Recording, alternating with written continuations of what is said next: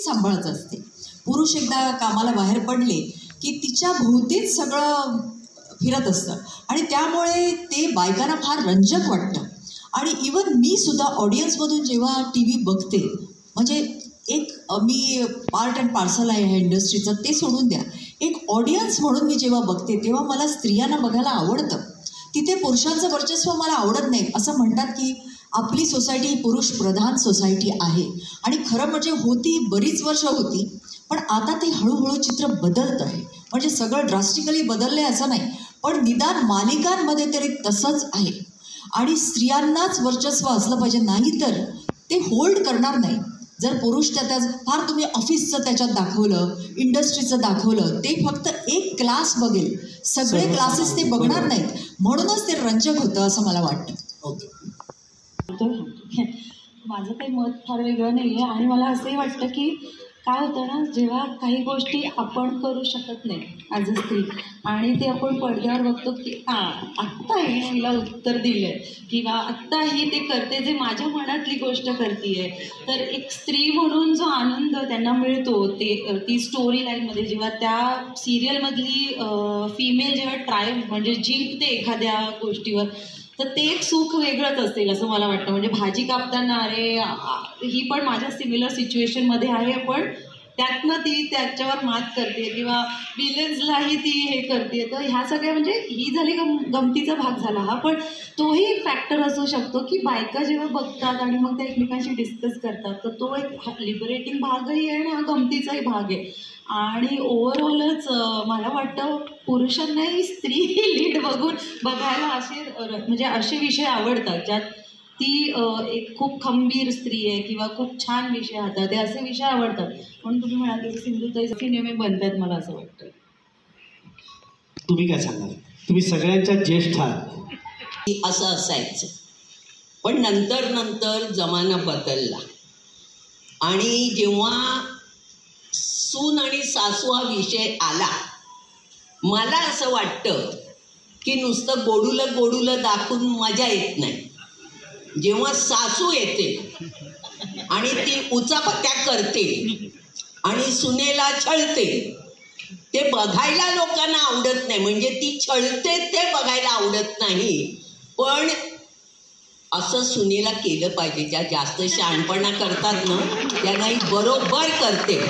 म्हणजे तुम्ही बघा, जर जास्ती गोड खाल्लं ताटामध्ये, जर सगळंच गोड असेल, लोणचं वाढल्यावर मजा येते किंवा चहा पिताना नमकीन असेल तर मजा येते, तसंच सासू असेल तर त्या सिरियलला जास्त मजा येते. आणि मला वाटतं माहेरच्या साडीनंतर हा ट्रॅकच बदलला आणि सगळ्या सासवात यायला लागल्या, त्या छळणाऱ्या यायला लागल्या, म्हणून त्याच्याची मजा वाढली.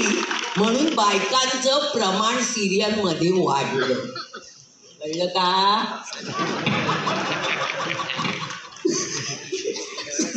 प्रियाताई वर्षाताई जे काय बोलली तेच मला वाटतं.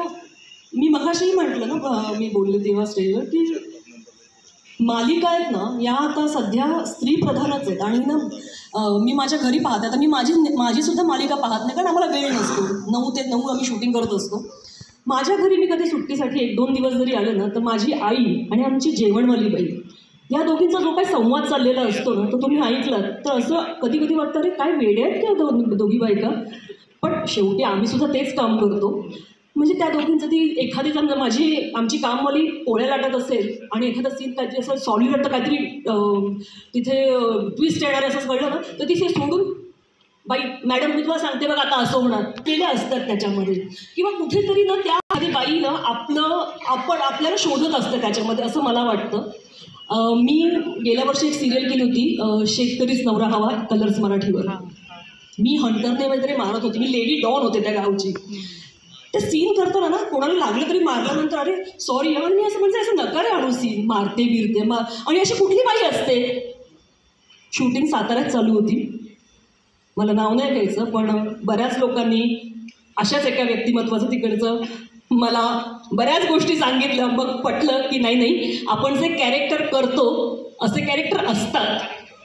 मग त्यामुळे ते करताना मग मला काही वाटलं नाही. म्हटलं अशी कुठली बाई पुरुषाला चापकानी मारेल का? म्हणजे ठीक आहे, तर माझं काम आहे, मला त्याचे पैसे मिळणार आहेत म्हणून मी करेन. पण मला जेव्हा इतके किस्से आणि एकाकडनं नाही, अशा गावातल्या जेव्हा मी बऱ्याच लोकांशी संवाद साधला की असं काय, तर त्यांनी अशाच एका व्यक्तिमत्वाचं तिकडचं नाव सांगितलं की नाही, त्या अशाच आहेत. आणि मला मग वाटली की अच्छा असं करतात. तर त्यामुळे कॅरेक्टर करताना मजा येते. आणि प्रॅक्टिकल विचार करायचा झाला तर मी खुश आहे. मी खलनायिका भूमिका करते. मी मगाशीही म्हटलं की आमच्याशिवाय पान हलत नाही, त्यामुळे आमचं मीटर रोज चालू असतं. शेवटी काही झालं तरी घर चालवायचं असतं आणि बिलं भरायची असतात. खरं आहे. ती सगळ्यांनाच असतात. हां, हा महत्त्वाचा मुद्दा आहे. आणि आता ह्या सगळ्या खूप अनुभवी आहेत. त्यांनी जे सांगितलं, खास करून आऊ जे म्हणाल्या, तुम्ही सारखं गोड नाही खाऊ शकत. तुम्ही एक खूप छान प्रेमकथा दाखवाल, ओके प्रेम झालं, सगळं झालं, लग्न झालं, आता पुढे काय? तर हे पुढे जाण्यासाठी काहीतरी संकट आले आहे, त्रास आला आहे, मग ह्याच्यावर मात केली आहे. आणि काहीतरी काळं असल्याशिवाय तुम्ही दाखवता त्या नायक नायिकांचं उजळपण कसं दिसणार आहे? त्यासाठी आम्ही बॅकग्राऊंड म्हणून असू कदाचित, पण ही ठळकपणा किंवा हा काळेपणा आवश्यक आहे. दुसरं असं की आपण लोक म्हणतात की अशा कुठं बायका असतात का, जर त्या म्हणाले की हे थोबाडीत मारणं वगैरे मलाही जरा त्रास झाला करताना. पण मी असं म्हणेन की तुम्ही आपापल्या घरात बघा वाकून. प्रत्येकाचं घर आहे, आपल्या अवतीभोवती भरपूर सारी माणसं असतात. तर अजिबातच असं काही नसलेली माणसं असतात का किंवा नसतात का? असतात. आपल्या कुटुंबांमध्ये आजूबाजूला आपण बघतो, तिथे वावरताना शेजारी पाजारी कुठेही बघा, इतके ठळक रंग नसतील किंवा इतकं उघडपणे करणारे नसतील किंवा तसंही असेल, पण विलनगिरी करणारी माणसं सगळीकडे असतात. आता आवर्जून बघतात कारण की हा त्यांच्या जिव्हाळ्याचा विषय आहे. बहुतेक बायका ह्या मुली असतात, सुना होतात, सासवा होतात, आज्या होतात. प्रत्येक स्टेजला त्यांनी हे अनुभवलेलं आहे, म्हणून त्यांना पाहायला आवडतंय, म्हणून दाखवलं जातंय असं आपण म्हणू. दाखवलं जातं. ह्याच्यावरनं मी सगळ्यांसाठीच एक उदाहरण देतो आणि मग तुम्ही त्याच्यावर आपलं मत द्या. तुमच्यातल्याच एका कलाकाराला असा प्रश्न विचारला होता की जे मालिकेमध्ये हे सगळं दाखवतात तर हे पटतं का कलाकार म्हणून तुला? हां, ऐका. तर त्याच्यावर त्यांनी उत्तर दिलं, मला काय, मी कलाकार आहे, माझ्यासमोर जो कागद येतो तो सीन मी करतो. दिग्दर्शकाला विचारलं तर म्हणला, मला जो कागद येतो तो मी दिग्दर्शन करतो त्या सीनचं. मला EP देतो. EPला विचारलं तर तो म्हणलं मला चॅनल सांगतं. चॅनलला विचारलं तर ते म्हणतात हे लोकांना हवं आहे, आणि लोकांना विचारलं ते म्हणतात हे आम्हाला नको आहे. तर असं जर हे खरं मानलं तर हे नक्की कोणाला हवं आहे? म्हणजे आता बऱ्याच बायका की अरे मालिकेचं नाव नाही घ्यायचं, पण अरे कंटाळा ती बंद करा मालिका, असं कमेंट्स येतात खाली लिहून मी जेव्हा कमेंट्स वाचते. पण तरीसुद्धा पाहतातच ना, मग बंद करा ना, तुम्हाला कंटाळा आला ना, तुम्ही दुसरी पहा. आपल्याकडे म्हणतात ना, माणूस सवयीचा गुलाम असतो. विशिष्ट वेळ झाली ना की तो TV ऑन करायची सवय लागलेली असते, त्यामुळे त्या बघितल्या जातात. पण त्या आवडतातच असा काही त्यातनं निष्कर्ष निघत नाही. बरेच सीन तुम्ही म्हणालात तसं ना, खूप मनाला वर्षात काहीतरी चांगली सासू भूमिका, म्हणजे ती जी सुनेला प्रोत्साहन देणारी किंवा तिच्या पाठीशी उभी राहणारी अशी केलेली मी बघितलेली. प्रियाताई जे मी निगेटिव्ह माझ्या लक्षात, पण ती गोडच भूमिका जास्त केल्या. तेजू असं करत नसतं, बऱ्याच गोष्टी पटत नसतात. सुनेचे केस पकडणं, मारणं असं कोणी करतं का? मे बी करत असतील, माहीत नाही. नाही करत असतील ना, समाजात कुठेतरी असेल, पण म्हणून तेच आहे असं वाटतं एकंदरीत TV बघितल्यावर. लोकांना आवडतं कारण त्याच्यात सुद्धा कसं असतं, क्लासेस आणि मासेस असे दोन भाग असतात. तसे सिरियस आणि मासेस असतात. तर मासेसना हे आवडतं, निश्चित आवडतं. ओके. कारण हा जादूटोणा करणं, किचन पॉलिटिक्स करणं, ते मीठ जास्त घालणं, तिखट जास्त घालणं, हे आवडतं. स्वतःला तुम्हाला हे खूप हास्यास्पद नाही वाटत? फार हास्यास्पद वाटतं. जेव्हा खट्याळ सासू नाठाळ सून नावाचा सिनेमा मी केला, दया डोगरे खाष्ट सासू होते आणि मी नाठाळ सून होते, बरोबर, तेव्हा त्याच्यात आम्ही एकमेकांना ना भांडी फेकून मारतो असा सीन होता. आणि तो मुलगा जो आहे तो मध्ये सँडविच होतो आणि मी एक मारते फेकून, मग त्या म्हणतात, मग त्या पदर खोचतात माझ्यावर, अजून एक मारतात, मग मी अजून एक. तो करण्याआधी मी अण्णासाहेब देऊळगावकर, स्वर्गीय अण्णासाहेब देऊळगाव, त्यांना म्हटलं, अहो हे असं नका करू, असं कुठे होतं का, असा मी त्यांना प्रश्न विचारला. तर म्हणे, अगं नाही वर्षा, तू ते कर बघ, तू थिएटरमध्ये जेव्हा हा पिक्चर लागेल ना, टाळ्या पडतील या सीनला, तू तो कर सीन. आणि तो मी कन्व्हिन्सिंगली केला, असे दात ओठ खाऊन वगैरे ते सगळं केलं आणि खरोखर तो सुपर डुपर हिटचा झाला. त्यामुळे सासू सुनेचं नातं हे विळी भोपळ्याचं असतं वगैरे, आपण हे ह्या म्हणी ऐकल्या आहेत ना, पण ते खरंच आहे. मग ती उच्चभ्रू घराण्यातली असेल, अतिशय श्रीमंत सासू सून असेल, सुरुवातीला सगळं गुडी असतं, माझी सून खूप चांगली आहे हो, सासू म्हणते माझी खरंच मी खूप भाग्यवान आहे, नाही का. आणि मग जर 1 महिना झाला त्याच्यानंतर ते सुरू होतं की हिचं हेच असं असतं, तिचं तेच तसं असतं, मग ती तसंच का करते. आणि मग खरोखर नवऱ्याची अवस्था द्विधा मनस्थिती होते त्याची, म्हणजे सासू बरोबर आहे का, माझी बायको बरोबर आहे, आई बरोबर आहे का, बायको बरोबर आहे. त्यामुळे हे घरोघरी मातीच्या चुली आहेत आणि खरं आहे, पण ह्या इतक्या लेवलपर्यंत ते जरा थोडंसं एम्प्लिफाय करून दाखवलेलं असतं थोडंसं, आणि ते थोडंसं म्हणजे बरंच, कारण ते नाट्य आहे.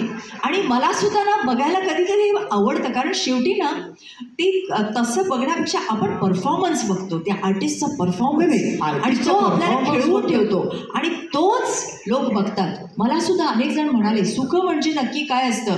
4 वर्ष चालली आहे सिरियल, त्याच्यापेक्षा 4 दिवस सासूचे तर अजून 10 वर्ष चालली, त्यांनी नोकरीच केली होती तिकडे सगळ्यांनी. तर 4 वर्ष चालली आहे. तर जेव्हा मी पहिल्यांदा त्या गेटमधून आत गेले फिल्म सिटीच्या, तेव्हा मी ठरवलं मी 5 वर्ष इथे राहणार आहे असं मी म्हणाले. आणि खरंच तसं झालं. 4 वर्ष तरी मी आहे, रोज फिल्म सिटीमध्ये जाते. आज फिल्म सिटीचा काना कोपरा मला माहिती आहे. त्याच्यामुळेच तर सांगायचा मुद्दा म्हणजे अनेक लोक माझ्याकडे येतात, अहो काय हो पुनर्जन्म दाखवला, काय ह्याला अर्थ आहे, अहो जरा थांबवा. म्हटलं तुमच्याकडे रिमोट कंट्रोल आहे, तुम्ही बंद करा, तुमच्या हातात आहे ना. मला सांगू नका रिमोट कंट्रोल, ज्या दिवशी तुम्ही रिमोट कंट्रोलने ते बंद कराल, TRP डाऊन होईल आणि आमची सिरियल बंद होईल, तुमच्या मनासारखं होईल. पण असं का होत नाही आहे. तर तुम्ही म्हणालात ते जरी चॅनल म्हणाला हे लोकांना आवडतं, हे लोक म्हणतात आम्हाला आवडत नाही, हे खरं नाही आहे. लोकांनाच आवडतं आणि म्हणून ह्या सिरियल्स चालतात, कारण ते तुमचं रंजन करतात. कारण it is a make believe world. ही वेगळी दुनिया आहे हो, हे सगळं खरं मानून चालत नाही. त्यामुळे आम्हाला ते पटत नाही. जसं सुरेखा म्हणाले, आपण सगळ्याच जणी आहोत. आणि माझी एक विनंती आहे, तुम्ही एक जो प्रश्न विचारता, म्हणजे मला असं वाटतं त्याच प्रश्नाचं सगळ्यांनी उत्तर देण्यापेक्षा 2-3 जणांनी दिलं, अजून कोणाला बोलायचं असेल तर आम्ही बोलू, तर तसं म्हणजे बोलू शकता. पण ते मग नाहीतर मोनोटोनस होऊन जाईल. नाही काही नाही, आपल्याला गप्पा आहेत, बाकी काही नाही. हो गप्पा आहेत, पण इथे पण ऑडियन्स आहे ना. त्यांनी रिमोट कंट्रोल बंद केला तर, आणि हा चॅनलच बंद केला तर, म्हणून तर वेगळं तिने मला बसवलं ना. सगळीकडेच चिंता आहे हो मला राहण्यात, म्हणजे अहो बंद करावं. आणि पुण्यातले लोक तर टाळ्या वाजवतात, नाही का. आवडलं नाही तर टाळ्या वाजवतात. नाही आवडलं तरी वाजवतात हो, पण आवडलं नाही तर जास्त वाजवतात. ओके, माझं बोलून झालेलं आहे. नाही तर एक थोडासा माझा वैयक्तिक मी अनुभव सांगते. माझ्या घरात किंवा मी आजूबाजूलाही पाहिलं, आजी वयाच्या जेवढ्या बायका असतात त्या सगळ्या मराठी चॅनलच्या सगळ्या सिरियल रिपीट मोडवरती पुन्हा सकाळी 6-7 वाजता जो TV चालतो तो रात्री उशिरापर्यंत चालूच असतो. ही सगळी माणसं भाग असतात. या बायका जेव्हा आपापसात चर्चा करतात तर एक साधारणतः बायकांचे चर्चांचे ठराविक विषय असतात घरी असणाऱ्या बायकांचे, पण यामध्ये खूप सारा पर्सेंटेज मी असं म्हणेन की या मालिकातल्या कॅरेक्टरनी बळकावलाय भाग. ते मालिकांबद्दल चर्चा करतात, त्यातल्या माणसांबद्दल करतात. तू बघितलंस का, तिने असं कसं केलं, पुढे काय दाखवतील, आता काय होईल. मी एक तू तेव्हा तशी सिरियल करत होते, त्यात एक 9वारीवाली खूप खडूस आजी होती, ती जुन्या वळणाची. तर मला इनबॉक्सला मेसेज यायचे की माझ्या घरात एक लहानाची मोठी होणारी मुलगी आहे आणि तुमच्यासारखं वळण लावणारी आजी माझ्या घरात असावी असं मला वाटतं. तुम्ही धरून मारता, हे तुम्ही खूप छान करता, असंच करत राहा. आता हा एक प्रकारचा आलेला त्यांनी जे दाखवले त्याला पॉझिटिव्ह रिस्पॉन्स म्हणता येईल. की ठीक आहे ते दाखवताना बघताना खूप निगेटिव्ह वाटतं, खूप आगाऊपणाचं वाटतं, कोण असं करतं असं आपण म्हणू, पण मे बी काही टक्का किंवा काही व्यक्तींपर्यंत ते वेगवेगळ्या अँगलनी पोहोचत असतं. आणि म्हणूनही असे की कुणी या कारणासाठी बघतं, कुणी त्या कारणासाठी, पण बघतात सगळेच. बघत नसते तर त्याला त्या म्हणतात तसं TRP आलं नसतं. नाही, मला काय वाटतं माहिती आहे का, आपल्या शेजारी जर काही घरात सारखी भांडणं होत असतील तर आपण काय यांच्या घरात चालते कट कट कट कट, तरी पण भांडण सुरू झाल्यावर आपले कान लागतातच. कुठल्या विषयावर भांडण चाललं, त्यांच्याकडे भांडण चालतं म्हणून तुम्ही कान बंद करत नाही किंवा कानात कापूस घालत नाही. तसंच सासू छळते ते आवडत नाही, तरी पण ती कशी छळते हे आम्हाला बघायला आवडतं. म्हणून TRP जास्त येते सासू. बरोबर आहे. बरं, तुम्हाला दोघींना विचारतो मी फक्त की तुम्हाला फिल्मची बॅकग्राऊंड आहे दोघींना की हो, पण तुमची कारकीर्द खूपच मोठी आहे आणि तुमच्या दोघींचा अनुभव म्हणजे सिनेमाचा दांडगा आहे. जेव्हा तुम्हाला एक स्क्रिप्ट येतं सिनेमाचं, तेव्हा ते तुमच्या दोघींकडे स्क्रिप्ट येतं, तुम्हाला स्टार्ट टू एंड आपलं कॅरेक्टर माहिती असतं काय ते. वेगळ्या सिरियलमध्ये असं कधी होत नाही, कधीच होत नाही.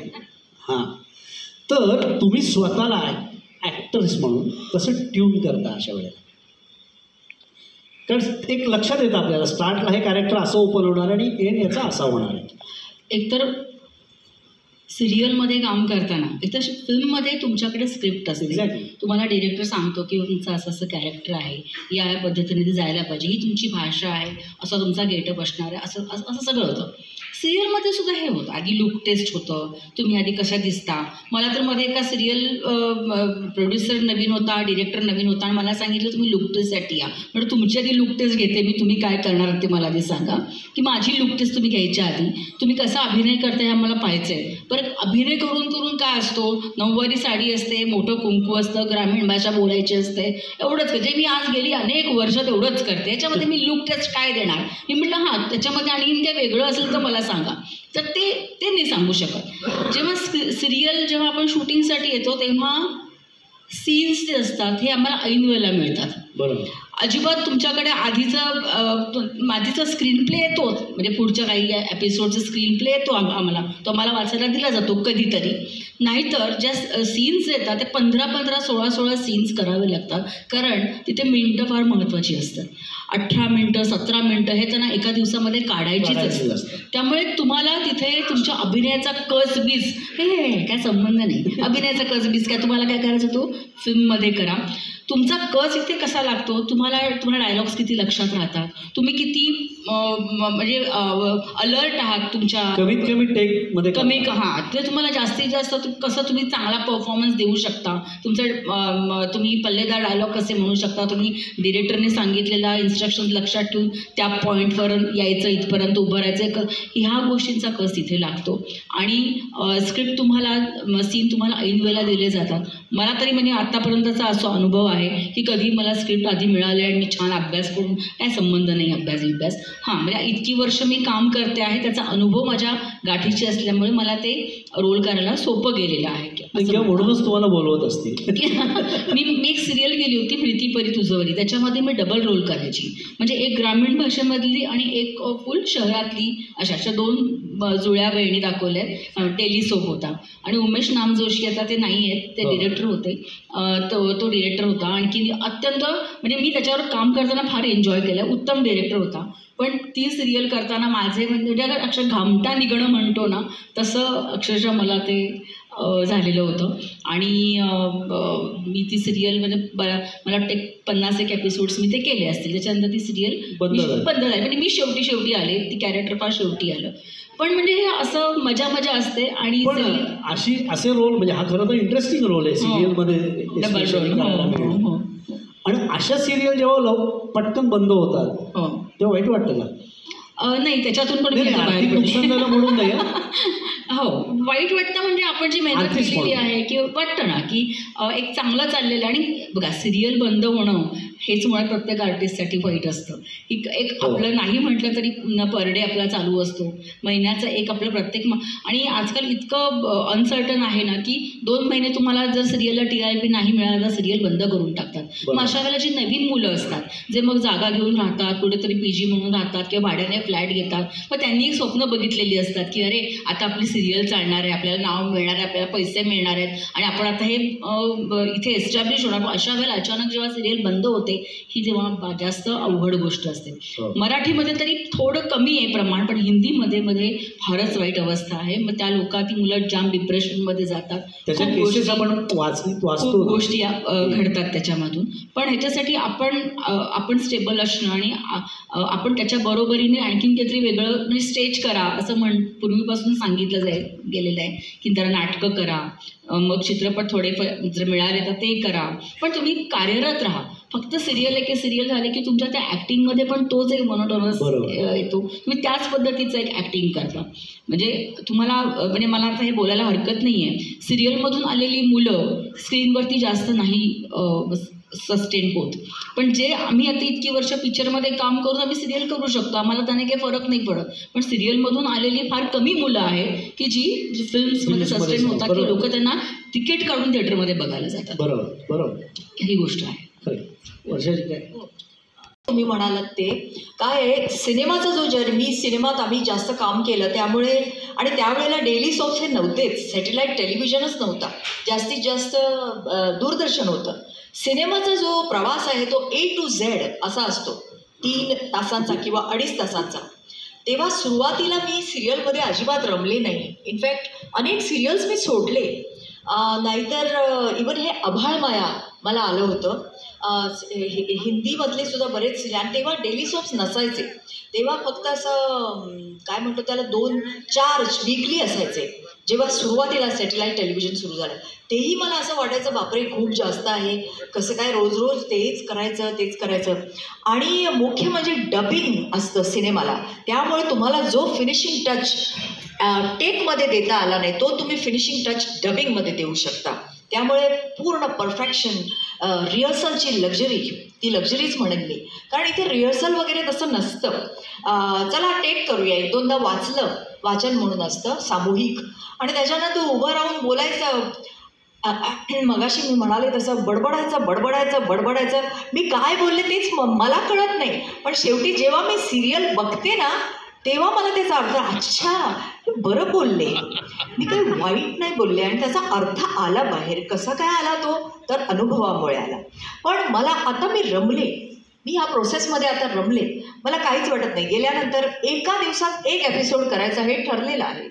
20 मिनिटाची फुटेज आली पाहिजे म्हणजे आली पाहिजे. मग पाऊस पडो, तुम्हाला भूक लागो, तुम्ही आत्ता तुम्हाला म्हणजे बेशुद्ध तुम्ही पडणार आहात, पण इतके पण ते हे नाही आहेत. कारण एकदा मी कधी एकदा एका हिंदी सिरियलमध्ये झालं असं की मी गेले 4 वाजता आणि माझा टेलिकास्ट झाला 6-6:30 संध्याकाळी. त्यामुळे इमॅजिन किती फास्ट हा प्रोसेस आहे. कधी बँकच नसते. बँक नसणं म्हणजे पायाखालची जमीन सरकते. एखादा कलाकार आजारी पडला की तुमच्यावर सगळे सीन येतात, ते एक भयानक इमर्जन्सी असते. त्यामुळे ह्या सगळ्या सिच्युएशन्सना अतिशय आव्हानात्मक काम आहे. सिरियलमध्ये काम करणं हे अतिशय चॅलेंजिंग आहे, आणि सगळ्या ज्या सिरियलच्या कलाकारांना खरोखर मी सलाम करते.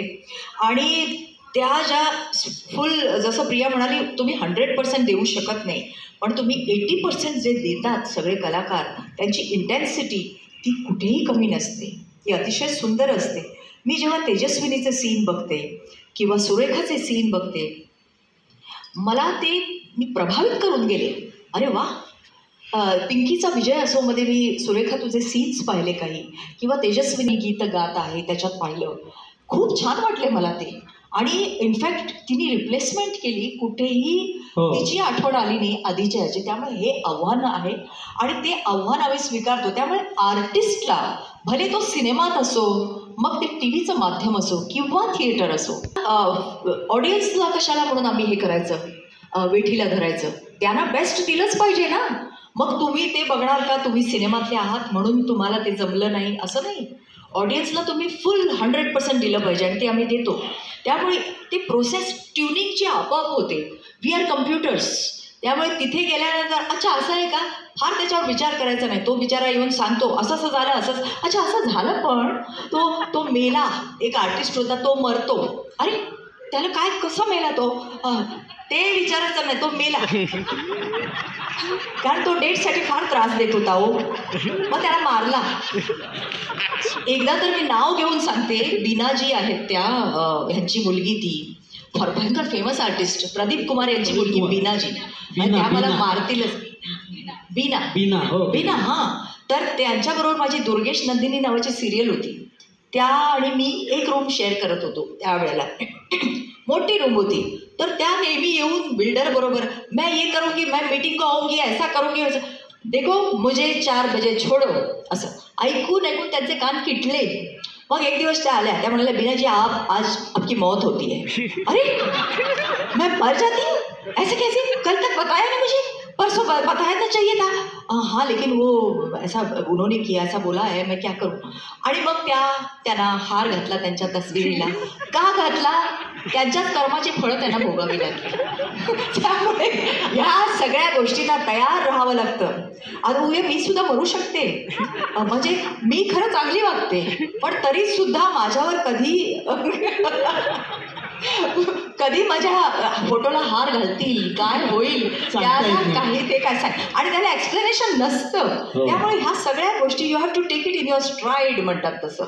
आपल्या yes, I am enjoying this process. खरोखर मी एन्जॉय करते. आणि मला असं वाटतं की काही हरकत नाही, म्हणजे अशा प्रकारे काम करायला. सकाळी 9 ते 9 काम करायचं, बोलायचं. कधीतरी 4-5 तास मिळतात मोकळे, कधीतरी अजिबात मिळत नाही. त्यामुळे ठीक आहे, पण मेहनत, एकदम मेहनत, म्हणजे खरोखर पसीने की कमाई आहे जी सिनेमात नसते. हां, म्हणजे रिहर्सलची लक्झरी असते. मी जसं, पण हल्ली सांगू का, सिनेमाचं शूटिंग सुद्धा सिरियलसारखंच वाटायला लागलं मला. मास्टर शॉट, पूर्वी असं नसायचं. एक शॉट तिथे शॉट संपतो असं सांगायचं की नाही, आता तसं नाही, सिरियलसारखंच 2-3 वगैरे कॅमेरे लावतात इवन सिनेमाला, आणि मग तिथे कटिंग नाही. त्यामुळे हल्ली सिनेमा आणि ह्याच्यामध्ये मला फरकच वाटत नाहीसा झालाय. तुमचा अनुभव काय सांगताय? ते तर बरोबर आहे ना, ते खरं जे आहे तोच टच आहे, तो असेलच. ती फोडणी जी आहे ती अवस्था. आता सुद्धा या OTT वर कोणतरी आर्टिस्ट आहे, तिच्या मॅनेजरनी सांगितलं, माझ्या आर्टिस्टला 1 डोअर व्हॅनिटी पाहिजे. आर्टिस्ट गुल झाला त्या ह्याच्यात. व्हॅनिटी पाहिजे, 1 डोअर, चला चालू पडा घरी. मागण्या करायच्या. आणि मलाही पटतं, कारण त्यांना जे पैसे मिळतात त्याच्यामध्ये 150 ते 200 लोकांचं पोट भरलं जातं. लाईटमन आहे, ड्रेसमन आहे, हेअर ड्रेसर आहेत, स्पॉट दादा आहे, आम्ही आर्टिस्ट आहोत, EP आहेत, सगळ्यांना पैसे द्यायचे असतात. आपल्याकडे काय माहिती आहे, जरा मिळतं म्हटलं ना, एवढंच बोट लागलं की खाण्याला मिळतात. तसं नाही चालत, थोडं समजून घ्यावं लागतं. आपण आपल्या घरामध्ये घेतो की नाही समजून, करतो की नाही ॲडजस्टमेंट. आता मी सुद्धा सांगितलेले पैसे मिळत नाही. कधी कधी अगदीच वाटलं तर म्हणते नाही, आप दुसरी ढूंढो, मी नाही करत. पण मी अमुक एक, समजा मी जर 100 सांगितले आणि ते म्हणाले नाही हो तुम्ही 80 घ्या, तर मी विचार करते, म्हणते जाऊ दे, 80 तर 80 म्हणून करते. पण आपल्याकडे तसं नाही, 100 नाही, 200 सांगतात. अरे तुला 200 लोक आधी बघतात का, बघ ना. हे हिंदी सिनेमामध्ये हिरो करोडोनी घेतात. 1000 लोक येतात का तुझ्या नावावर. तो पिक्चर लागल्या क्षणी पडतो ना, मग बोंबलत बसतो कोण, प्रोड्युसर. हे पैसे घेऊन घरी मजा करायला. असं करू नका, थोडं समजून घ्या. समजून घेतलं ना तर सगळ्यांचं चांगलं होणार आहे. प्रोड्युसरचं पण होईल, आर्टिस्टचं पण होईल, बाकी एवढं मोठं युनिट असतं त्यांचं होईल. आपल्याकडे नाही आहे तसं, ओरबाटणं चालू असतं आणि मग त्यामुळे काढले जातात, प्रेतावर हार घातले जातात, पोचवलं जातं आणि 13वंही घातलं जातं. हे असं होतं. तुम्ही आता जे म्हणताय, तुम्ही मुळात नाटकाच्या मुशीतून आलेले असल्यामुळे करेक्ट. ही विचारसरणी असेल असं वाटतं तुम्हाला? असेल कारण मी पहिल्यापासून केली नाटकच. एक्झॅक्टली. म्हणजे विजया मेहतांचं जे स्कूल आहे तुमचं, विजयाबाई, त्या स्कूलमधनं तुम्ही आलेले असल्यामुळे त्यामुळे वेळेवर जाणं हे इतकं बसलंय ना अंगामध्ये. बाईंच्याकडे तुम्हाला आर्टिस्टना जर 9 वाजता बोलवलं तर 9च्या आधी सगळे येतात, कारण बाई स्वतः 8:40ला येऊन बसतात. आम्ही पुरुष करताना जेव्हा अमेरिकेला जाणार होतो तेव्हा बाई स्वतः 8:40ला येऊन बसायच्या. एकदा असंच झालं, सेंट कोलंबा म्हणजे ग्रँड रोडला जी शाळा आहे तिथे रिहर्सल होती आणि मी सांताक्रूजला राहत होते आणि माझ्याबरोबरचा एक दुसरा आर्टिस्ट पण होता. माझी टॅक्सी त्याच्या पाठी थांबली आणि पुढे त्याची, म्हणून मी मागे थांबले कारण ओरडा त्याला पहिला खाऊ दे म्हणून. मी दरवाजाच्या आड वर्गाच्या लपले होते. सगळी त्याची झाली बिनू असताना नंतर मी गेले.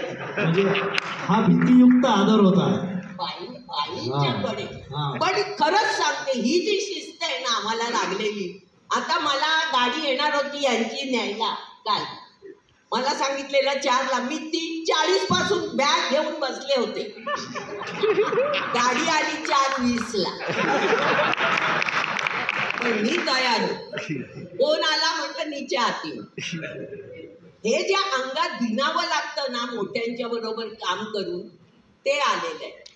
बाईंच्याकडे काम केल्यामुळे तुम्हाला शिस्त, कसं करावं, इथून तिथे जाणं, पण ते तू इथून तिथे का जाते त्यालाही कारण द्यायच्या बाई. नाही तर नंतरचे डायरेक्टर मी बघितले तंबाखू खाऊन असं वाटणार, तू म्हणे तुझा, अरे पण ये का, तू इकडून ये का.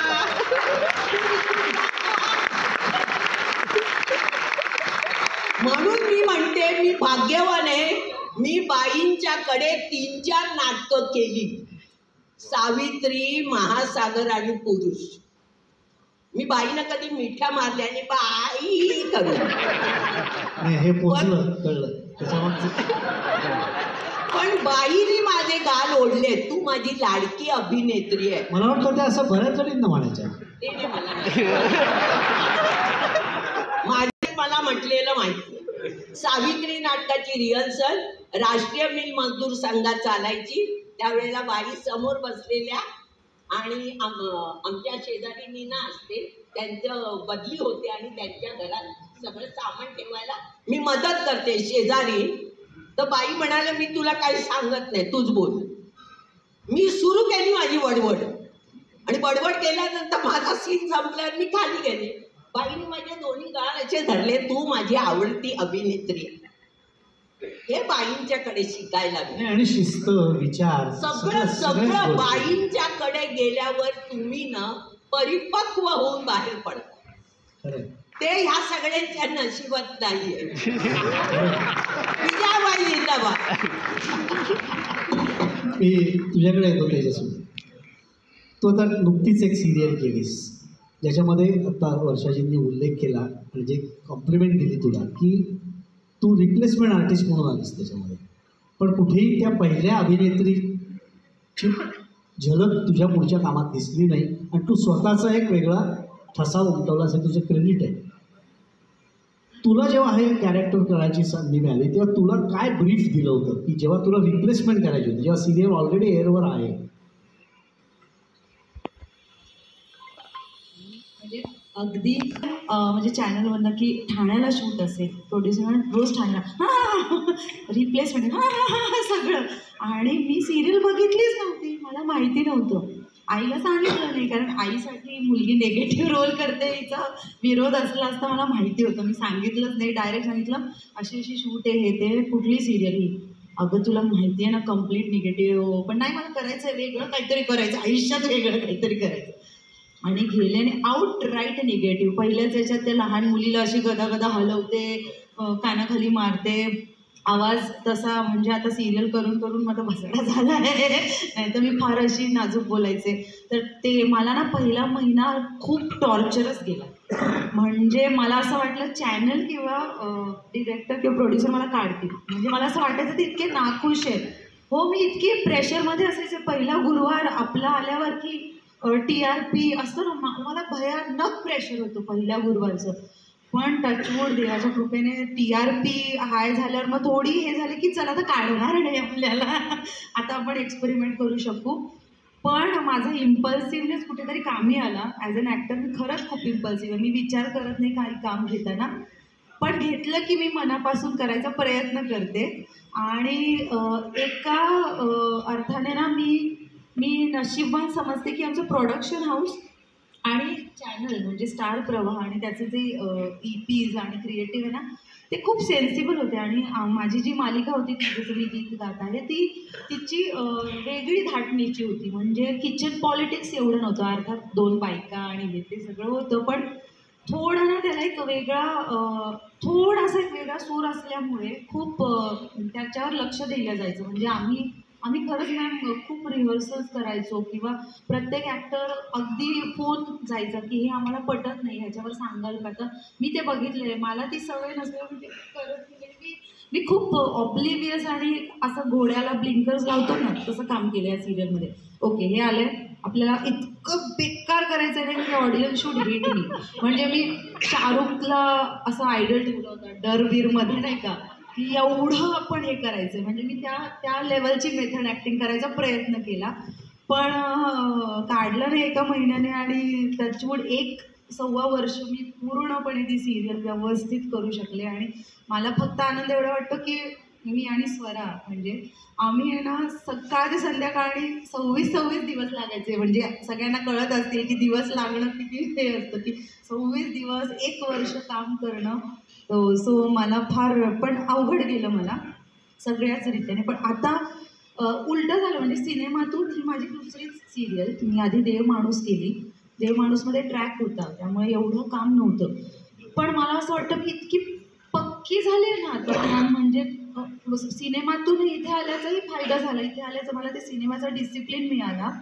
पण इथून आता जे काही मी तो पटपट असं ना लवकर गोष्टी करू शकते किंवा जो अलर्टनेस तो मी कदाचित पुन्हा सिनेमात घेऊन जाऊ शकते. तर एवढं शिकायला नक्की मिळालं. बऱ्याच सिरियलमध्ये ग्रामीण बाज जास्त आलेला आहे, तर त्याच्यामागचं कारण काय? आणि या सगळ्या ज्या खलनायिका येतात ना ते जास्तच ठसकेबाज असतात त्या ग्रामीण याच्यातले, तर काय सांगणार त्याच्यावर? माहीत नाही, पण वर्षाताई मगाशी म्हणाले ना की क्लास आहे, म्हणजे ऑडियन्स आहे याचा एक वेगळा. तर माझ्या मते सिरियलचा वर्ग ना हा जो महिलांचा आहे हा ग्रामीण भागात जास्त पाहिला जातो. मी एखाद्याला छळते, मी नॉर्मल मराठी बोलते आणि कुठेतरी ग्रामीण शब्द जेव्हा येतात ना माहीत नाही, पण त्या ग्रामीण भाषेतच तो ठसका आहेच. आणि माझ्या वाट्याला मी म्हणजे मला ना ग्रामीण रोलच मिळालेत. मला कधीच छान शुद्ध मराठी बोलले मी असं मला आठवत नाही आहे. मला नाहीच मिळालं. पण मला कधी असं वाटलं नाही की मला असे रोल का नाही मिळाले. मला सुद्धा वर्षाताई म्हणतात तसं मी ना परिपक्व झाले आता त्यासाठी मी मोल्ड करून घेतले स्वतःला. हो हो हो हो 9 ते 9 शूटिंग करायचं आहे. आणि पण हो खरं आहे, निगेटिव्ह करताना ना खूप बोलावं लागतो, खूप एकतर आरडाओरड करावा लागतो. म्हणजे इतकं एनर्जी जाते ना कधी कधी. बरं अँगल्स असतात, मास्टर होतो, OS लागतो, परत क्लोज लागतो आणि तितकी एनर्जी लावणं म्हणजे त्या सीन संपेपर्यंत साधारण मेलेलो असतो. संध्याकाळी 7 नंतर घंटी म्हणजे दुसरी घंटी ना गमलेली घंटी वाजलेली असते. म्हणजे आता होतं की आता ह्याच्यापुढे ना बोलायला नका लावू, रिॲक्ट होऊ द्या आम्हाला. पण नाही, निगेटिव्ह ज्या भूमिका करतात त्यांना खरंच खूप त्रास आहे एवढं मला वाटतं. कारण तेवढ्या ताकदीने जर आम्ही नाही बोललो किंवा कारण त्या भूमिकाच तशा असतात, तर त्यामुळे ना 9 ते 9 काम करणं, एवढा गेटअप एवढा अटायर सगळं करून हे सोपं नाही आहे. आणि मालिकांमध्ये 22 मिनटं काढावीच लागतात, त्याला काही पर्याय नाही आहे. नाही ते तर आहेच आहे. त्यामुळे जसं या म्हटल्या तसं की खूप स्वतःला मोल्ड तर करावंच लागतं या सगळ्या प्रकारामध्ये. पण त्याचबरोबर आणि दुसरं काय माहिती ही थकते म्हणाली ना, माझ्यासारखी सासू 10 पोट खाऊन बोलते ना तेव्हा जास्त थकते. खरंय. पण मला सांगा, स्वतःची ह्या म्हणतात असं सुखदुःख बाजूला ठेवून, स्वतःच्या अडचणी बाजूला ठेवून, शो मस्ट गो ऑन. सांगू एक किस्सा. हो, एक काय प्रत्येकाने तुम्ही म्हणालात स्वतःची सुख दुःख या सगळ्यामध्ये एक 2013 साली मालिकाच चालू होती, माझे मिस्टर वाले. मग मी त्यांना रिक्वेस्ट केली की म्हटलं तुम्ही रिप्लेस करा मला, मी काही लगेच काम नाही करू शकत. पण चॅनल झीने सांगितलं की तुम्हाला किती महिना, म्हणजे 1 महिना आराम हवे, तुम्ही सांगा आपण ते ट्रॅक बाजूला करून आम्ही, पण तुम्हीच या. इतकं त्यांनी केलं. ठीक आहे. त्याच्यानंतर माझी मुलगी त्यावेळेला होती. तेव्हापासून म्हणजे 2009-10 पासून मी मालिकांमध्ये काम करते. मला वाटतं माझी मुलगी आता 10वीला आहे, 15 वर्षाची झाली. तिच्यावर जे काही संस्कार आहेत ना, हे माझ्या सासूचे आणि माझ्या आईचे आहेत. आई म्हणून मी तिला वेळच नाही देऊ शकली. ही खंत माझ्याकडे माझी कायम राहणार आहे. सॉरी, बोलताना जर अशी मी इमोशनल होते. विषयच असा आहे की इमोशनल होणं स्वाभाविक कारण आहे. वाईट वाटतं तिला पुण्यात ठेवून मी मुंबईत असते. ही म्हणते तसं निगेटिव्ह भूमिकांना 20-25 दिवस काम करावंच लागतं. आज ती 10-15 वर्षाची आहे, तिचं आता 10वी चालू आहे. हा एक मुद्दा झालाच, हे दुःख माझं. आणि मगाशी मी जे म्हटलं की तुम्हाला आजारी पडण्याचा पण अधिकार नाही आहे, त्याचं कारण सांगते. मालिकेचं नाव किंवा काही मी सांगणार नाही आहे. गेल्याच वर्षीची गोष्ट. भर उन्हात शूटिंग करत होतो. एप्रिल-मेचा महिना, म्हणजे अगदी आउटडोअर सगळं. आणि चक्कर येऊन पडले. बरं शूटिंग केलं तरी दुसऱ्या दिवशी शूटिंग केलं आणि मला अचानक हॉस्पिटलला न्यावं लागलं रात्री 10 वाजता. आणि डॉक्टरांनी सांगितलं ॲडमिट करावं लागेल. सलाईनवर मला बीपीचा त्रास आहे. सलाईन दुसऱ्या दिवशी सकाळी प्रोडक्शनकडनं मला अपेक्षित होतं की सुरेखा बरी आहे का, तर कोण न येता बरं डॉक्टरांशी मी बोलून जर तुम्हाला संध्याकाळी बोलून तर 2 सीन कराल का, हा प्रश्न होता. आणि खरोखर मला डॉक्टरनी सांगितलं होतं की 3 ते 4 दिवस आम्ही सोडू शकत नाही. त्यांनी डॉक्टरांना फोन केले, रिक्वेस्ट केली. डॉक्टर म्हणाले आम्हाला लिहून द्या की यांना परत काही झालं तर जबाबदार माझी गोष्ट. आणि मला सलाईन काढून मला जाऊन दुसऱ्या दिवशी शूटिंग करावं लागलं होतं. काय सांगताय? हे फॅक्ट. फारच हे क्रूर वास्तव आहे. तुम्ही अनुभव म्हणालात तर आता या सगळ्या खूप सिनियरही होते. सेकंड इनिंगचा छंद म्हणून सगळंच नवीन होतं, किंवा ज्या ज्या गोष्टींचं ह्यांनी आता इथे वर्णन केलं हे सगळं या गेल्या 2 वर्षात मी अनुभवलं. पण नव्याने शिकत गेली, सगळंच नव्याने शिकत गेली. तर सिरियल सुरू झाली 6 तारखेला, 2च दिवस झाले आणि 8 तारखेला मला सेटवरती फोन आला, आई गेली, आई पुण्यात होती. तर मी त्यांना सांगितलं की त्यांनी ऑलरेडी सांगितलं होतं सलग या, म्हटलं मी आई गेली आहे मला जावं लागेल. मग मी आले, एक 2 दिवस जे काय होतं आणि इमिजिएटली मला लगेच परतही जावं लागलं. तर दुःख बिख्ख करायचं तुम्हाला तुम्ही घरी तुमच्या वेळेत करा. तिथे वेळही नाही आहे, फुरसतही नाही आहे, किंवा ते तुमचं शेअर करायला इतर कोणालाही फुरसत नसते. जसं ते म्हणतायत की दिवसाकाठी हे एवढी मिनटं निघायलाच पाहिजे. तर ते वर्क मस्ट गो ऑन, पटापटा कामाचं बघूया. ते तुमचं दुःख आहे, तुमचं सीन झाल्यावर तुम्ही रूममध्ये बसा, तुमचं तुम्ही करा. ओके. तर तुम्ही असं पर्सनल पॅकेज घेऊन तिथे येऊ शकत नाही, ते घरी ठेवायचं. वर्षाची काय, आणि तुम्हाला दोघींना विचारतो, तुम्ही अनुभवही आलेत नाही, इतकी रुथलेस लोक का वागतात? नाही, तेच सांगत होते. काही सिरियल्समध्ये काही चॅनलची जी लोक असतात ना, ते येऊन अभिनय शिकवतात ना, ते पण फार भन्नाट असतं बरं का. हां, म्हणजे नाही, म्हणजे एक सिरियल करत होते, त्याच्यामधली एक मुलगी, आणि ती म्हणाली प्रियाताई तुमचे जरा ना इमोशन्स कमी पडत आहेत बरं का. मी म्हटलं बरं ठीक आहे. तर मी तिला म्हटलं कसं करायचं ते. नाही ते नाही मला येणार. म्हटलं मग तू कसं सांगतेस, म्हटलं इमोशन्स कमी पडतात तुमचे. असे खूप सारे अनुभव आहेत. एक अशीच एक हिंदी सिरियल करत होते मी, जी आलीच नाही. त्याच्यामध्ये मला 80 वर्षाच्या म्हातारीचा रोल त्यांनी दिला होता. मग पहिल्यांदी काही 2-3 दिवसाचं शूटिंग झालं, नंतर त्यांनी 100 वर्षाचं केलं. 100. मी म्हटलं हे बघा, तुम्ही 80, 100, 120 वाढवले तरी माझा अभिनय तोच असणार आहे. प्लीज तुम्ही माझ्याकडून फार अपेक्षा करू नका. हा, म्हणजे असं काही. आणि त्यांना फार कळतं. चॅनलमधल्या काही मुली असतात. मी नाव सांगायला मला हरकत नाही आहे. एक चॅनल होतं, त्यांनी तिथल्या एका त्या ऑफिसमधल्या मुलींनी आपले रमेश सिप्पींना विचारलं होतं तुम्ही कुठली कुठली प्रोजेक्ट्स केली. हो हो हां, म्हणजे तुम्ही अच्छा तुम्ही प्रोड्युसर आहात, आता अच्छा प्रोड्युसर आपने कौन से फिल्म्स किए हैं असं रमेश सिप्पींना विचारलं होतं. रमेश सिप्पीने असं म्हणाले बाबा थँक्यू सो मच मुझे कुछ नहीं करना है आपके साथ काम असं म्हणून ते निघून दिले होते. असे खूप सारे लोक आहेत जी असेही अनुभव आम्हाला खूप येतात. मला सांगा की एखादा सीन तुमच्याकडे येतो वर्षाच्या, तुम्हाला एक सीन वाचताना लक्षात येतं की याच्यात प्रचंड नॉनसेन्स आहे काहीतरी, तर त्यावेळेला तुमच्यात त्या सीनची काही थट्टामस्करी चालत असेल ना? खूप चालते. पण काय होतं आमच्या सिरियलमध्ये, आता सुखचंच मी उदाहरण देते कारण सध्या मला तेच एकदम डोक्यात येतं आणि भूतकाळ काही असा विस्मरणात जातो. दीप सत्यवान सावित्रीचं काय होतं, सत्यवान मरतो आणि सावित्री ही पतिव्रता होती आणि तिने आपल्या योगिक शक्तीने, आणि ती इतकी पतिव्रता होते की तिने त्याला जिवंत केला. तिच्या प्रेमामुळे तो जिवंत झाला. तोच प्रसंग त्यांनी ह्याच्यात आणला. तर त्याच्यात जी शालिनी असते, शालिनी असं करून ती कांड करते आणि ती जयदीपला पुरते, एक मातीत पुरते आणि मग गौरी धावते धावते धावते, तो कुठे आहे त्याला सापडत नाही. पण एक अचानक उंदीर ॲनिमेशनचा तयार होतो आणि मग कारण ती गणपतीला पाया पडते, तिथे तो उंदीर असतो. मग तो उंदीर तिला वाट दाखवतो, माती उकरायला सांगतो आणि माती उकरतो आणि मग तिथे म्हणजे तिने माती उकरायची, कुणी गौरीने, उंदरासारखी. आणि मग गौरी तिथे पोचते आणि मग ती माती उकरते उंदरासारखी आणि उकरते आणि शेवटी जयदीपचं तोंड येतं तिकडे आणि मग ती म्हणते जयदीप असं कोणी एक आरोळी ठोकते आणि मग ते 3 वेळा अशी घुमते आणि मग जयदीप जिवंत होतो.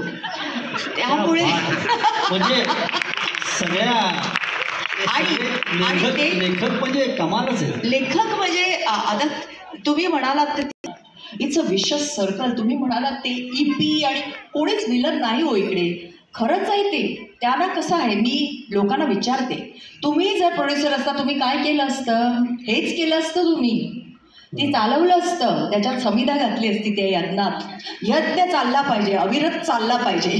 त्यामुळे मी कुणालाही दोष देत नाही. तर तो शालिनी काय करते, आता पुनर्जन्म झाला आहे जयदीप आणि गौरीचा, माझा नाही, मी म्हातारी झाली, मी 80 वर्षांची झाले याच्यात आणि मीही त्यांना सांगितलं माझा अभिनय तोच असणार. खरंच नाही तर बेटा किधर तू असं वगैरे मी कसं करू शकते, देवी गौरी असं करू का मी? तसं नाही करू शकत ना. त्या चंद्रकांत कडसे आमचे प्रोड्युसर, आपले डिरेक्टर आहेत, ते म्हणाले वर्षाताई तुमचे फक्त केस पिकले हो, बाकी तुमच्या चेहऱ्यावर एक सुरकुती सुद्धा नाही आली. म्हटलं आपल्याला वेळ असतो का चंदूजी, नाहीतर मी लेटेक्स लावलं असतं आणि त्याच्या सुरकुत्या वगैरे आणल्या असत्या, मी तुम्हाला रिअलिस्टिक करून दिलं असतं सगळं. पण वेळ नाही आहे, द्यायचं आहे, पण कमीत कमी वेळात जादूची कांडी फिरवून. तर तसाच जयदीप ह्यावेळेला परत मेला. तर का मेला, तर शालिनीने टेस्ट करायचं ठरवलं, कारण तिला हवं होतं की ही गौरीच आहे की ही नित्य आहे. इथले कोण सुख म्हणजे काय फॉलो करत असतील तर मला माहिती नाही, पण करत असतील असा माझा विश्वास आहे. तर ती नित्याची असते, ती पुनर्जन्म घेऊन म्हणजे नित्या होते. आधी ती गौराबाई होती, गौरी.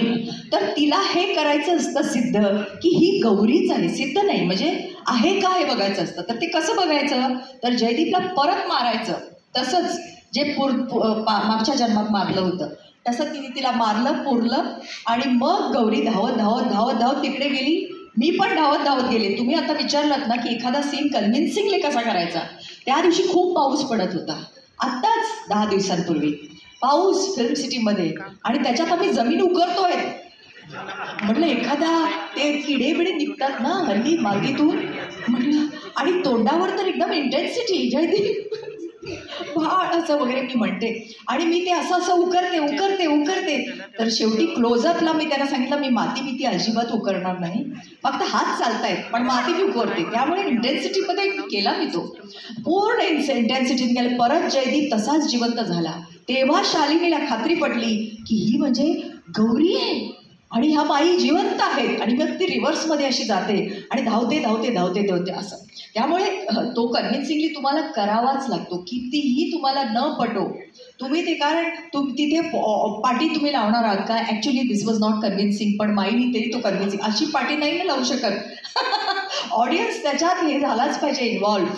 कितीही लोकांनी शिव्या देऊ देत, काही देऊ देत, पण लोक बघतायत हा विश्वास आहे. म्हणून 1100 एपिसोड परवा सेलिब्रेट केले आम्ही. थँक्यू. त्याच्यानंतर एक ॲक्टर होते की त्यांना श्वसनाचा प्रॉब्लेम होता, त्यांना त्या सीनमध्ये धावायचं होतं. तर त्यांना सांगितलं तुम्ही फक्त जागेवर धावायचं आणि बाजूने फक्त कुंड्या पळवल्या त्यांनी. असेही आम्ही केलेले आहेत. सुरेखा पण होती त्या सीझनला, आम्ही दोघे जण होतो. हां, त्यांनी करून ते असे जागेवर कुंड्या फक्त असे इकडून पळतायत झाडाची. याच्यापेक्षा वेगळा वेगळेपणा तुम्ही सांगाल काही? जाळला, त्याची राख आणली अजय वडावकरनी मडक्यामध्ये, आणि रात्री 1:30 वाजता शूटिंग चाललंय. मला सांगतात या पकडोगी. म्हटलं नाही, मैं हाथ लगाने वाली नहीं, हमारे यहाँ औरतें हाथ नहीं लगाती. जो अस्थि लाते हैं उसको मेरे माँ पिताजी गए, मेरे भाई ने सब किया, हमने हाथ नहीं लगाया. नहीं नहीं इसमें लिखा है. म्हटलं लिखने दो, मैं नहीं करते. मी बसली खुर्चीवर. म्हटलं तुम्ही काहीही करा, मी हात लावणार नाही, मला पटत नाही ते मी करणार नाही. शेवटी धावा धाव, इकडे फोन कर तिकडे फोन कर. मग राजीव जोशींना फोन केला, ते म्हणाले अच्छा नहीं लगाती मत लगाने दो आप कर. वाटेल ते करायला लावतात, आपण नडायचं. तुम्ही म्हणता आपण लढायचं, पण ह्या मगाशी सांगत होतं ना की आपला आता फोटो लागतो. पण जे खरं पटण्यासारखं आहे, फालतूगिरी आहे ना, मरत आहे ना, आपल्याला काय गोष्टी ना बोल करायची. अच्छा, ओके ओके. आपण नखरे करतच. याच्यापेक्षा प्रियाताईंनी सांगितलंच ना, आम्ही त्या मालिकेत एकत्रच होतो आणि या सगळ्या गोष्टी आम्ही बघितलेल्या आहेत. पण असं सुद्धा दिग्दर्शक येतात की ना, ते हल्ली मास्टर हा प्रकार खूप होतो मालिकांमध्ये. मास्टर, मग OS, मग क्लोज, मग अशी सांगितल्याप्रमाणे असे दिग्दर्शक येतात की ते ना क्लोज केलं विसरून जातात, कारण त्यांना 22 मिनिटं काढायची असतात ना.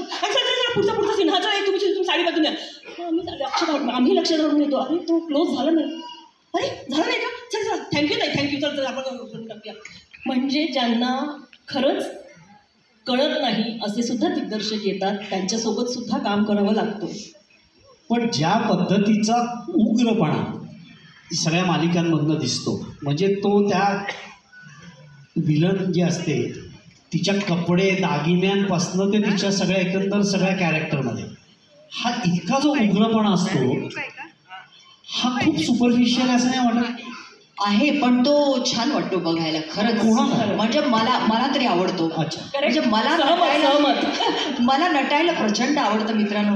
नाही नटणं वेगळं. हा, पण हे उग्रपणा म्हणजे अभिनयातला नाही, ते जे हे नाम वगैरे काढतात ते ना, सुधा चंद्रनने ज्याच्या वेगवेगळ्या टिकल्या लावल्या होत्या कुठल्या तरी एका सिरियलमध्ये, पण त्या तुम्हाला सांगू टिकल्यांचा धंदा इतका वाढला आणि वेगवेगळ्या प्रकारच्या टिकल्या आल्या बाजारात, आणि त्यामुळे ते फार सुंदर वाटलं. हा, रमोला सिकन तिचा. त्यामुळे उग्रपणा म्हणण्यापेक्षा तो ड्रेसीपणा आहे. आणि ती फॅशन जी आहे ना, ते सगळे फॉलो करतात. पदरांची वेगवेगळी फॅशन, बेड्यांच्या वेगवेगळ्या फॅशन, मंगळसूत्र तर हल्ली मंगळसूत्र एवढं फॅशनेबल होईल असं आयुष्यात कधी वाटलं नव्हतं. मंगळसूत्रे हो खूप धंदे वाढले. म्हणजे हे सगळं का वाढलं, हो पण हे सगळं का वाढलं तर हे स्त्रियांचं प्रमाण TV मध्ये वाढल्यामुळे हे सगळे धंदे वाढले. त्यामुळे हे क्रेडिट तुम्ही आम्हाला द्यायलाच पाहिजे. आणि स्त्रिया ह्या कधीही जाणार नाहीत इंडियन टेलिव्हिजनमधून, कधीही गायब होणार नाहीत. नाही गायब व्हा असं आमच्या म्हणणंच नाही, म्हणणं नाही आहे. कारण तुम्ही बायकात पुरुष लांबून, आता सॉरी ती म्हण आहे हो, असं नाही मला म्हणायचंय, पण असं म्हणायचं नाहीये, पण म्हणायचं नाहीये, पण म्हणायचं. मी पुणेरी नाहीये, पण मी आहे ना स्वच्छ स्पष्ट वक्तेपणा हा पुण्यात आहे. तुम्ही म्हणालात ना की उग्रपणा असतो, तर आपण चित्र काढतो. तुमचा तुमच्या चित्राचा मुख्य विषय वर्णविषय आहे, तुम्हाला एखादी गोष्ट दाखवायची आहे, तुम्ही बॅकग्राऊंड हलकी करता, तो रंग गडद असतो, मग तुम्ही त्याला आउटलाईन करता अजून उठावदार करण्यासाठी. अशा प्रकारे ते कॅरेक्टर तुम्ही म्हणता तसं उग्र किंवा जास्त भडक दाखवलं जातं. तेवढा तुम्हाला इंटेन्सिटीने परिणामही दिसायला हवा ना, त्यासाठी आहे ती. अच्छा, पण मग सगळ्यांना ॲट अ टाईम भरता येतं की आता सगळ्यांनी अशा भयानक बायका दाखवायच्या? प्रत्येक असं नाही, आता मी तुम्हाला एक अतिशय गंभीर प्रश्न विचारतो. ठीक आहे, आपण इतक्या वेळ छान हे केलं, पण तुम्ही स्वतः लेखिका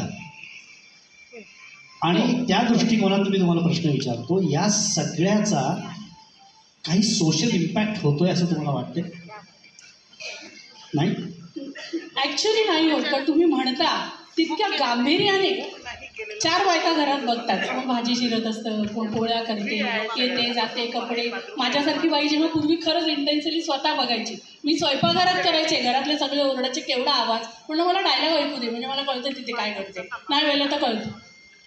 इतक्या लाईटली त्या बघितल्या जातात. त्यामुळे तुम्ही म्हणता तसं जसं की ह्या म्हणाला काय पुरलं ॲसिड ह्यानी काय हंटरने मारलं, असं बघून कोण करायला जाणार नाही, बघून नाही, पण रोज वर्षानुवर्ष रोज जर तुम्ही त्याच प्रकारचं हे काही बघत असाल ना, तर नकळतपणे तुमचं सुपरफिशियल काय असतं नाही ह्याच्यात काय असं सायकोलॉजी सांगते. काय आहे की जसं विलन रोज बघतात तसं समजा सासू विलन आहे आणि सून तिच्यावरती काहीतरी नवनवीन रोज आयडिया करून तिचे सगळे हल्ले परतवून लावते. सिरियल एकाच वेळेला सासू पण बघते, सून पण बघते, दोघी सायमल्टेनियसली हुशार होतात ना. म्हणजे एकीने काय करायचं मग त्याच्यामुळे असं घडू नाही शकत आहे की काहीतरी इथे कांड केले तर ते बघून कोण कॉपी कशाला करेल, केले तर त्याच्यावर इलाज काय तो पण दुसरीने शिकून झालेला असतो की. आणि सिरियलमध्ये कितीतरी खून पण करतात बायका. असं काहीच म्हणजे असं आपण हे पक्षी बिक्षी कसे मारतात नाही आणि ते पिस्टल शूटिंग यासाठी खॅट करून ते हे कबूतर वगैरे कशी मारतात. शालिनीनी तर एका दिवसात सगळ्यांना संपवलं, पूर्ण फॅमिलीला. मला सुद्धा संपवलं, पण मी जिवंत राहिले. त्यामुळे आणि त्याच्यानंतर तिच्यावर केस झाली वगैरे असं काहीच नाही. आणि डोमेस्टिक व्हायलन्सचे केसेस वाढले सिरियल्स बघून, असं झालेलं नाही. त्यामुळे त्या म्हणतात तसं कोणीही इतकं मनावर घेत नाही. ते एक मनोरंजन ह्या दृष्टीने सगळे बघतात आणि त्याच्यात सगळे रमतात. म्हणजे ठीक आहे मेली ना, म्हणजे ओके नो प्रॉब्लेम, काय ते एवढं मनावर घ्यायचं नाही. त्यामुळे त्याच्यामुळे केसेस वाढले. सजायला आवडेल आहे. It's a fast food. Fast food. अच्छा, हे पण असं पण विचारलं. हो, चांगला आहे विचार. Fast food I cannot say it is, पण हो मुळात डेली सोप ही फास्ट फूडच आहे. फास्ट फूड खरं म्हणजे सिनेमा आहे असं मी म्हणेन. डेली सोप हे म्हणजे रोजचं, म्हणजे लग्न तर 6 दिवस, एक वीक, एक आठवडा, it is not fast food.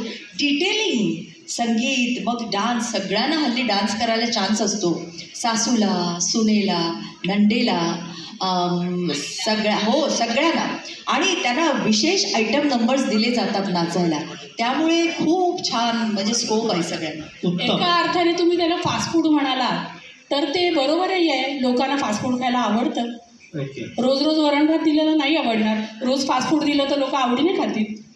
आपण एवढे बोलतोय, वेळ आहे ना? नाही, आता आपण बंद करतो. ओके, हे पुणेरी झालं वाक्य. Thank you so much. पण ऐकून छान वाटलं. किती ते चढायचं नाही का नाही. मी बालगंधर्व परिवाराच्या वतीने तुम्हा सगळ्यांना धन्यवाद देतो मनापासून. खूप मनमोकळ्या गप्पा मारल्या. खूप बरं वाटलं, कारण थोडीशी भडास पण काढता आली नाही का. अच्छा, तुमचा चित्रपट हा आला होता हे ऐकून दुःख होतं. पण एखादी जरी मालिका फ्लॉप झाली तरी 2 महिने कोणीतरी ती रोज बघतं आणि तुमचा चेहरा इम्प्रेस होतो कुठेतरी. त्यामुळे मालिकांचं ते तुम्ही म्हणालात तसं फास्ट फूड लवकर विसरलं जातं, पण तरीसुद्धा तो चेहरा लक्षात राहतो. आणि जे चांगले ॲक्टर्स आहेत, बरेच चांगले ॲक्टर्स इंडस्ट्री आहे. म्हणजे त्यामुळे थँक्यू व्हेरी मच आम्हाला व्यक्त व्हायला तुम्ही आज एक चान्स दिला. थँक्यू मेघराजजी, हा छान तुम्ही घाट घातलात. सगळ्यांचे मी मनापासून आभार मानतो. सगळ्यांना लक्षात आलं असेल की ह्या सगळ्या जणी दिग्गज आहेत साऱ्या जणी आणि म्हणूनच या आहेत मालिकेच्या मालकिणी. अर्थातच हा छानसा असा यांचा संवाद आणि त्यांना संवाद साधणारे माननीय राजेशजी दामले अतिशय अप्रतिम असे रंगलेले आहे. गप्पा खरं तर संपूच नाही असं वाटतंय, पण पुढचे कलाकार अर्थातच स्ट्रगलर्स आला यासाठी खास पुन्हा एकदा आपल्या